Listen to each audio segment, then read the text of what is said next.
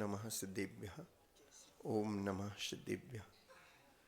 हे शांति संत अरिहंत अनंत ज्ञाता, हे शुद्ध बुद्ध जिन सिद्ध अबद्ध धाता, आचार्य वर उअध्याय सुसाधु सिंधु, मैं बार बार तव पाद पयोज वंदू, मैं बार बार तव पाद पयोज वंदू।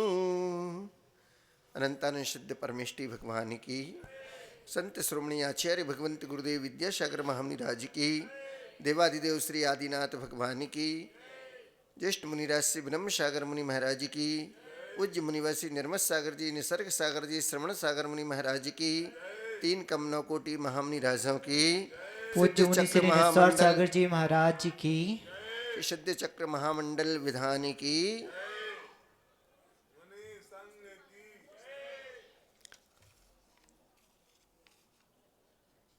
सबसे पहले तो आप सबके पुण्य की अनुमोदना मैं भी करता हूँ, क्योंकि आप सिद्ध चक्र महामंडल विधान करने जा रहे हैं, बल्कि यूँ कहें कि प्रारंभ कर चुके हैं और 4 दिन का विधान 1 दिन में कर चुके हैं। ये सातिशय पुण्य हमने यहीं पर देखा है। और दूसरा पुण्य इसलिए क्योंकि किसी के पाले की गाड़ी आपके पाले में आके रुकी। यही सिद्ध चक्र महामंडल विधान या और दूसरा विधान की संयोजना आपके अंगले गांव में होना थी, क्योंकि वहाँ पर उनका जनालय 1 वर्ष पूर्ण कर चुका और उस जनालय की वर्षगांठ इसी विधान के माध्यम से वो मनाने जा रहे थे। चूँकि कुछ कारण उपस्थित हुए तो वहाँ का पुण्य आपके पाले में आ गया। तो यूँ कहें कि आदिनाथ भगवान का ही ये चमत्कार है कि वो चाहते थे कि वेदिका का काम जल्दी हो, मंदिर का निर्माण आप जो बनाने संकल्प लिया है, करने जा रहे हैं, उस कार्य को भी आप जल्दी प्रारंभ कर सकें। तो आपकी संयोजना यहाँ से ही प्रारंभ हो चुकी है। पूर्व में भी आचार्य भगवान ने आशीर्वाद दिया था, और चूँकि अष्टानिका पर्व में ही सिद्ध चक्र महामंडल विधान आदि हुआ करते हैं, नंदीश्वर में आकृतिम जनालयों की वंदना करने सारे देवलोग 8 दिन वहीं पर बस जाते हैं, वहीं रहते हैं और अद्भुत अद्भुत दिव्य दिव्य वस्तुओं के साथ भगवान की पूजन भक्ति करते हैं। तो मुझे तो ऐसा लगा कि आज मोहनगढ़ तो दूसरे ही नज़ारे के रूप में दिख रहा है। अब ये वो मोहनगढ़ नहीं है, साक्षात स्वर्गपुरी जैसी यहाँ पर नज़र आ रही है, क्योंकि सारे देवता आज मोहनगढ़ में आकर एकत्रित हो गए हैं। सौधर्मेंद्र, कुबेर आदि सारी जितनी भी स्वर्गपुरी के देवता होते हैं, ये सारे सुर अपने सौधर्म की अगुवाई में उस नंदीश्वर आदि महा आकृतिम जनालयों की पूजन भक्ति करने इसी सिद्ध चक्र मंडल विधान अष्टानिका पर्व आदि आदि महोत्सव में जाकर और भगवान के पंचकल्याणकों में जाकर अपनी उस दिव्यता को धन्य करते हैं। जैसे कि आप लोगों ने भी एक स्थापना के रूप में, इनकी आज स्थापना के रूप में आपने अपने आप को उस पात्र के रूप में नियुक्त किया है। और इसके साथ में एक और कि आपको जब तक विधान की पूर्ण आहुति नहीं हो जाती तब तक के लिए सूर्य सूतक से भी आप मुक्त हो चुके हैं। अब आपको अभी इन अनुष्ठान के दिवस में कोई सूर्य सूतक आदि नहीं लगेगा। इस प्रकार से ये सारा अतिशय मोहनगढ़ में घटा और आज आपको इस सब कार्यों की पुण्यानुभूति कहना चाहिए कि अपने आप में एक अलग ही अनुभव हो रहा होगा। स्वर्ग से देवतागण आपके इस विधान में भी सम्मिलित होने अदृश्य रूप में ही रहते हैं।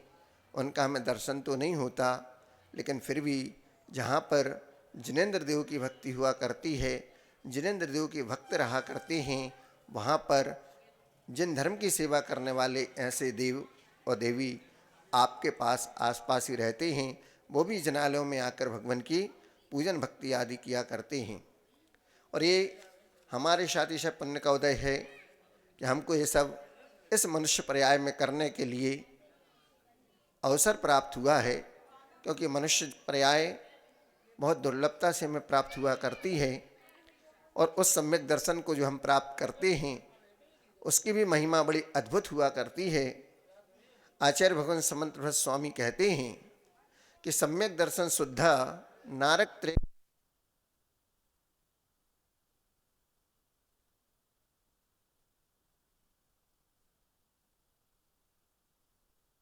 बद्धायुष व वैमानिक देवों में उत्पन्न होता है। पूर्ववद्य स्त्री और पुंसक वेद पुरुष वेद में परिवर्तित हो जाया करते हैं, और वह पूर्व में आयु बंद करता है तो प्रथम नरक के नीचे नहीं जाएगा। आयु बंद होने के पश्चात सम्यक दर्शन प्राप्त किया है तो मनुष्य त्रियंच आयु का बंद किया तो भोग भूमि के मनुष्य में त्रियंच और मनुष्य होगा। देवायु का बंध करने वाला बद्धायुष वैमानिक देवों में उत्पन्न होता है। और सम्यक दर्शन की महिमा भी देखिए कि वह नीचकुल, विकलांगता, अंतर्मूर्त की क्षुद्र आयु तथा दरिद्रता को प्राप्त नहीं हुआ करता है। वह व्रती बनता है सम्यक दृष्टि नियम से। रिद्धिधारिक वैमानिक देवों में ही जन्म लिया करता है। चारों ही आयु वाले सम्यक को प्राप्त कर सकते हैं। और पंचम गुण स्थान वर्ती भी असंख्यात बार व्रती बनता है, तो बीच में उसका कई बार छूट भी जाता है। व्रतों के पालन करते हुए अगर मरण भी होता है तो स्वर्ग को प्राप्त करता है। और अनुदिश आदि जो हैं उनमें वह महाव्रती बनकर ही जन्म लेता है। सिद्ध चक्र का पाठ करो दिन 8 ठाट से प्राणी, फल पायो मैं न रानी। कहानी आप सबको पता है कि मुनि महाराज की आशीर्वाद उपदेश से अपने कोड़ीपति को इसी सिद्ध चक्र महामंडल विधान की सिद्धों की आराधना से ही कंचन सी काया जो स्वर्ण के समान हो गई थी, ऐसे कुष्ठ रोग को दूर करने में सहायक हुई। यह भक्ति वह मैना सुंदरी कह रही है। मैं ना सुंदरी, मैं सुंदरी नहीं हूँ, मैं मैना वो नहीं हूँ जो आप समझ रहे हैं। मैं ना सुंदरी, मैं सुंदरी नहीं, मैं ना। हम गाफिल हो जाते हैं इतना रूप, सुंदर, मान, अभिमान, राग, द्वेष, मोह आदि में, लेकिन जिन्होंने इसको छोड़ा है उसका अतिशय सामने दिखता है। तभी तो वो कह रही है कि वो मैं ना, मैं नहीं हूँ। मेरे अंदर का जो भाव है, मेरे को जो भक्ति कराने वाला है वो कोई और है। शरीर से तो मैं दिख रही हूँ, लेकिन मेरे अंदर जो बैठा हुआ जीव द्रव्य है, आत्म तत्व है, वो मेरा अपना है। शरीर तो दूसरा है, इसको यहीं छोड़ के जाना है और यहीं पर छूटेगा। ऐसे वह सिद्ध चक्र महामंडल विधान सिद्धों की आराधना का सातिशय इस सिद्ध चक्र महामंडल विधान में बताया गया है। चूँकि सिद्धों की आराधना करना है, लेकिन पंच परमिष्टि भगवंतों का इसमें गुणानुवाद है। नाम है सिद्ध चक्र महामंडल विधान और कर रहे हैं आप अरहंत भगवान की आराधना। आपने विचार किया? नहीं किया। क्यों नहीं किया? क्योंकि भैया जी ने पढ़ा, संगीतकार जी ने संगीत दिया, हमने इस थाली का द्रव उठा के इस थाली से उस थाली में स्वाहा किया। पर ऐसा नहीं करना है। उसके साथ साथ पुस्तक आपके साथ में है, जिनवाणी माँ, उसमें शब्दों के साथ आपको जीना है। उसमें ये देखना है कि जब हम सिद्ध चक्र महामंडल विधान कर रहे हैं तो सिद्धों की ही आराधना होना चाहिए। तो अरहंत परमिष्टि, पंच परमिष्टि की आराधना में हम क्यों कर रहे हैं? तो उत्तर यही मिलता है कि सिद्ध आखिरी में हैं। शुरुआत कहाँ से हुई? तो जैसा पूर्व में महाराज श्री ने अभी बताया कि यही हमारा सम्यक दर्शन उन सिद्धों तक पहुँचाने में कार्यकारी हुआ करता है। आज हम भगवान की भक्ति कर रहे हैं, भगवान बन रहे हैं, उनकी पूजन भक्ति कर रहे हैं, तो भक्त बनेंगे तभी जाकर क्रमशः सीढ़ी सीढ़ी चढ़ते चढ़ते एक दिन हम भी भगवान बनेंगे। इसलिए हम इन पंच परमिष्टि भगवान की आराधना ही तो करेंगे, उसके बाद जाके हम सिद्ध भगवान में जाके मिलेंगे, तब अनंतानंद सिद्ध परमिष्टि भगवंतों में हमारा नाम आएगा। अभी तो हम भक्त बन जाएं, यही बहुत बड़ी बात है। भक्त बनकर भगवान बनेंगे, ये हमारे लिए सीढ़ी है कि किसकी, सिद्धों तक पहुंचने की। इसलिए सिद्ध परमिष्टि की आराधना करते हैं तो हम अरहंत भगवान की, आचार्य परमिष्टि की, उपाध्याय परमिष्टि की, साधु परमिष्टि, क्योंकि सीढ़ी रास्ता यहीं से प्रारंभ होता है और अंत में जाके इतिश्री सिद्धालय में हुआ करती है।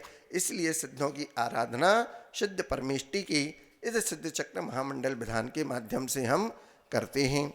शुरुआत इसकी सुबह आपने ध्वजारोहण से की। कोई भी मांगलिक कार्य हुआ होता है तो आपके यहाँ ध्वजारोहण किया जाता है। वह ध्वजारोहण हमारी एकता का प्रतीक हुआ करता है, जो हमने मोहनगढ़ में देखा है। एक आवाज़ देने पर सारी समाज इकट्ठी हुई। महाराज श्री ने एक संकेत किया, आप लोगों की भावना के अनुरूप आप सबने सह स्वीकृति दी और रात में जाके पूरा समूषण तैयार हो गया। शाम को कल कुछ और नज़ारा था। सुबह जब कमरे से निकल के हम लोग बाहर आए अपनी सामयिक आदि से निवृत्त होकर, तो देखा नज़ारा कुछ और ही है। तो ऐसा लगता है कि छोटा सा काम नहीं, ये बहुत बड़ा काम था। देवोपुनीत कार्य इन मनुष्यों ने कर दिया। ये इनकी शक्ति और सामर्थ्य का तो कोई पार नहीं है। अनंत शक्ति आप में अंदर विद्यमान है। आप ही सिद्ध बनेंगे, आप ही अरहंत बनेंगे, लेकिन पहले सिद्धों अरहंतों की आराधना करेंगे, भक्त बनकर ही हम भगवान बनेंगे। इस वाक्य को अच्छे से दिमाग में रख लेना, क्योंकि बगैर भक्त बने आज तक कोई सीधे भगवान नहीं बना है। भक्त बनेंगे और हम भगवान बनेंगे, इसलिए आराधना पहले आवश्यक है। सम्यक दर्शन, सम्यक ज्ञान, सम्यक चारित्र, सम्यक तप, वीर आदि ये सब शक्तियाँ हमारे अंदर विद्यमान हैं। इन्हीं आराधनाओं के करते भगवान भी वहाँ तक पहुँचे हैं, हमें भी मार्ग बता गए, और जो इस पर चला है उसने एक दिन अवश्य अपना नाम इसी सिद्ध चक्र अर्थात सिद्धों की श्रेणी में अपना नाम भी लिखाया है, पा गए हैं। तो ऐसे ही वह ध्वजारोहण, उसमें 3 चीज़ हुआ करती हैं। नीचे आप देखिए, यहीं से नज़र डालिएगा, 3 कटनी हैं। ये रत्नत्रय के प्रतीक भी हुआ, ध्वजदंड है और आपका ध्वज है और साथ में रस्सी है। ये तीनों हमको क्या बताती हैं? जब अलग अलग पड़ी रहती हैं तो कोई रस्सी कहता है, कोई ध्वजा कहता है, कपड़ा कहता है, और ध्वजदंड एक तरफ पाइप के रूप में पड़ा रहता है। लेकिन जब ये तीनों इकट्ठे हो जाते हैं तब फिर यह पूरा एक ध्वजदंड के साथ ध्वजारोहण का कार्य संपन्न करता है। और जब तक ध्वजा रस्सी में बंधी रहती है तब तक हम भी उसी प्रकार संसार में बंधे हुए हैं। और जैसे ही ध्वजारोहण करता पुण्यशाली पुण्यात्मा पर पुरुष जो इस अनुष्ठान का सर्वप्रथम ध्वजारोहण के रूप में यजमान हुआ करता है, वह जब ध्वजा की डोरी को खींचता है, हम अपने उस पापों को खींचकर जिस प्रकार ध्वज डोरी से बंधन मुक्त हो जाती है और हवा में लहराने लगती है, उसी प्रकार हम भी संसार बंधनों से मुक्त होकर ऊर्ध्वगमन स्वभावी को पाकर हम भी सिद्धों में मिल जाएं। ये ध्वजा हमको बताती है। ध्वजा का महत्व ध्वजारोहण वास्तुशास्त्र में ही नहीं, आपके मांगलिक कार्यों में भी इसका बहुत महत्व बताया गया। इसके द्वारा हमारी सारी नकारात्मक ऊर्जाएं समाप्त हो जाया करती हैं। जैन ध्वज के द्वारा और जैन मंगल शिखर के द्वारा ही आपके मंदिर की भी पूर्णता हुआ करती है। जब तक शिखर पर ध्वजारोहण और मंगल कलश नहीं लगता तब तक मंदिर आपका अपूर्ण ही माना जाता है। जिस प्रकार मंदिर में कलशारोहण और ध्वजारोहण होने पर पूर्णता हुआ करती है उस मंदिर की, उसी प्रकार से हमारे जीवन की भी ये पूर्णता हुआ करती है कि हम भी अपनी व्रतों के माध्यम से, समाधि संलेखना के माध्यम से अपने जीवन की पूर्णता को पूरा करें और भगवान की आराधना करते हुए जो संन्यास मार्ग है उसको भी प्राप्त करने का पुरुषार्थ करते हुए अपने जीवन की इतिश्री करें।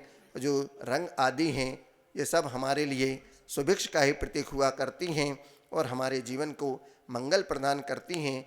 ऐसे सिद्धों की आराधना के साथ आप सबका जीवन मंगलमय हो, इस मंगल भाव के साथ अहिंसा परमो धर्म की आचार्य भगवंत गुरुदेव विद्यासागर महामुनिराज की बोधि समाधि परिणाम शुद्धि स्वात्मोपलब्धि शिव सौख्य सिद्धि चिंतामणिम चिंतित वस्तुदाने त्वाम वंदमानश्य ममास्तु।